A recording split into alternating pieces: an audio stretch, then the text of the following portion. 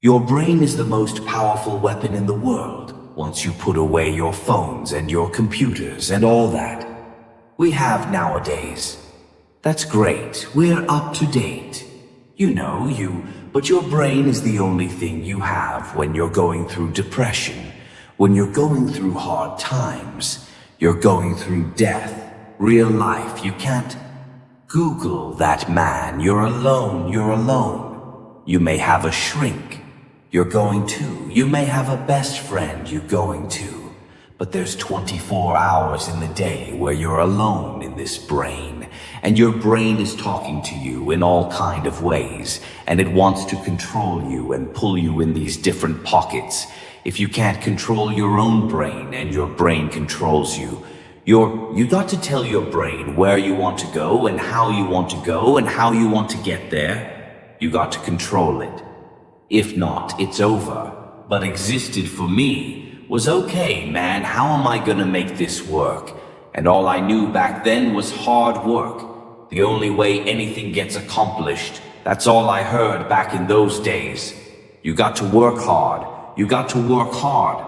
I'm not getting, how did I can't get this paragraph? I can't remember what this paragraph to pass this test, to get the military breathe again. I'm still not getting it read again, but it's not getting it writed out.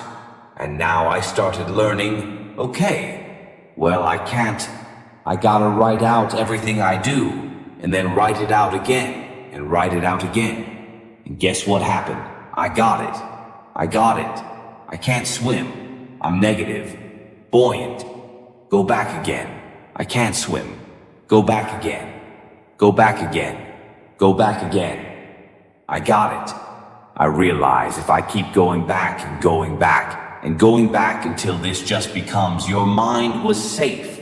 Okay? We're gonna figure it out because he is not going to stop. It's like I'm gonna try one more time.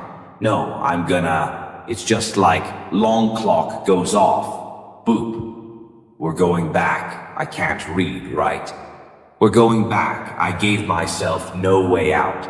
And my mind realized that they said, okay, we're gonna adapt and overcome. Now, like a lot of people say, trying hard, your mind knows. Man, it knows this guy's bull. Guy's lying, there's no truth behind it.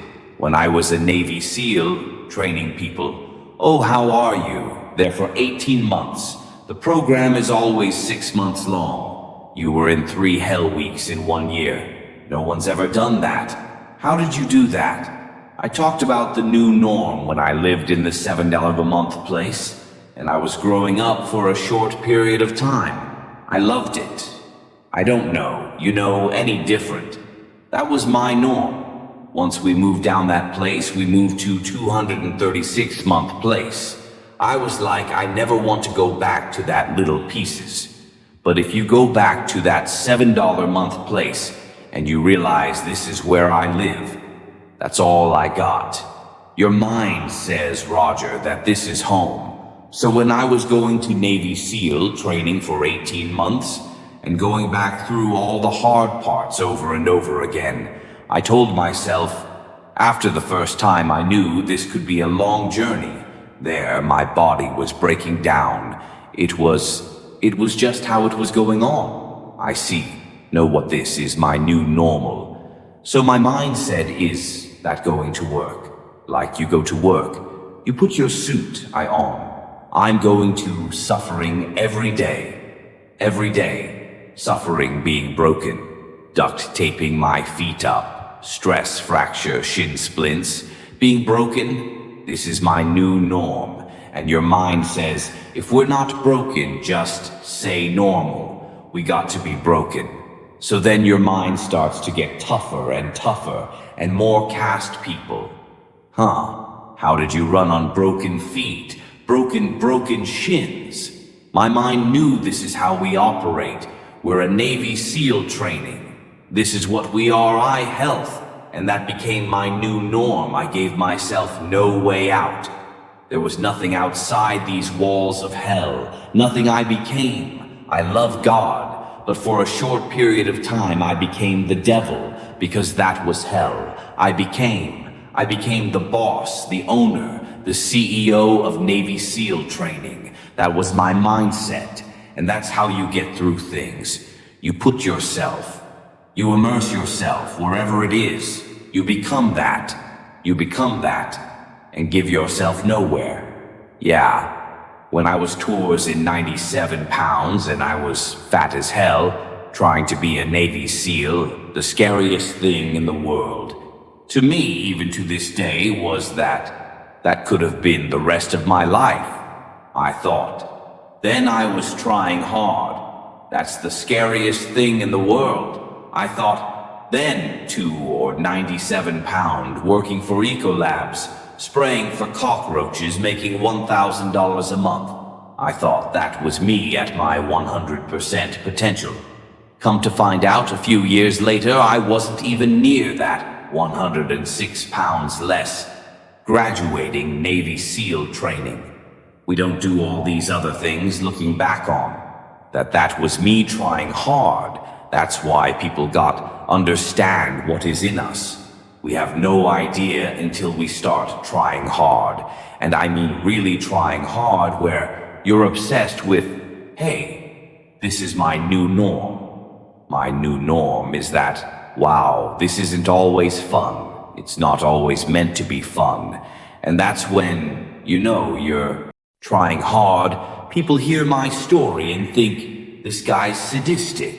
I realized how the brain works. I figured out how the brain works. I'm a scared kid. And that's what gives me so much power. I had no foundation.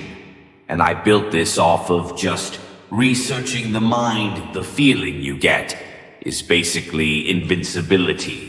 You realize that you can't do it all the time when you need to do it. I know I can go to a place that I can live in. And when you know that you can run on broken legs and you can do certain things that a lot of people can do, but they're not willing to do this power, this sympathetic nervous system of fight or flight. And you're fighting it, gives you this charge of energy over when you're sitting there at 3:34 o'clock in the morning and you're duct taping your feet up because they're broken and you're doing it by yourself and you're going to do arguably one of the hardest training in the world. And these guys, most of them are healthy and you're going through it broken and you already at a disadvantage, but you're still there. You can feed into that and tap into that for a lot of power. But if you look at it while I'm broken, man, like I'm not gonna make it. If you look at it as, man, I'm broken and I'm still here and I'm fighting and I'm gonna find a way to get through this because I have no other place to go. It gives you a lot of power when things start to suck really, really bad. My brain and a lot of people's brain DUP, they don't go to your dad beating you up. Your brain says, win it right here. This is miserable. So anger goes away a lot of times when you're suffering. Because your brain that says, we got to run, we got to go, so that anger is not popping up, saying, oh, I'm gonna show them, I want to show those people. No, there has to be a much deeper. If I say deeper, it has to be down to mineral soil. It has to be down to that nice mineral soil where nothing can burn. You can't burn dirt, so it has to be down that low. That literally is sub-menu, that's at the core, your soul. But you don't find it unless you spend a lot of time with what you want to be in life. I can't give that to you, right? You can't give it to somebody when you find your true passion in life. And my passion for me, when like I want to be now given my Navy SEALs. I mean, roundish. I want to serve my country. I cared about. I want to be someone that I'm proud of. I want to look at myself in American. I was so disappointed that accountability, man, I talked about. I was so disappointed in what I saw every day. I want everybody to love David Goggins. And a lot of people did. I didn't love myself, but I knew a lot of us want to find peace first. So gonna say, man, you always talk about this suffering and pain. I'm at peace right now because I'm going to do that.